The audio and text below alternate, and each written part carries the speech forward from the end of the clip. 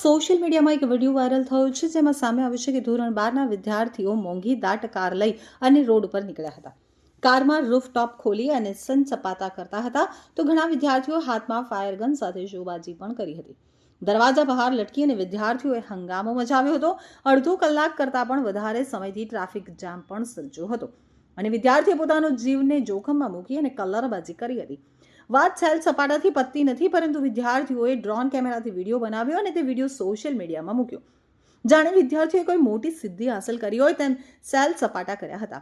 ભાઈ, હજી તો ધોરણ 12માં છો અને આવું કરો છો, તમે કોલેજમાં આવશો તો શું કરશો તે દેખાઈ આવે છે। તમારી હરકત ઉપરથી વિદ્યાર્થીઓ ઓલપાડની વોન્ટેડ હેડના સ્કૂલના છે તો સ્કૂલમાં ફેરવેલના નામે હંગામો કર્યો હોવાની વાત સામે આવી છે। હજુ માત્ર ધોરણ 12માં છો અને તમારી પાસે લાયસન્સ પણ નહીં હોય।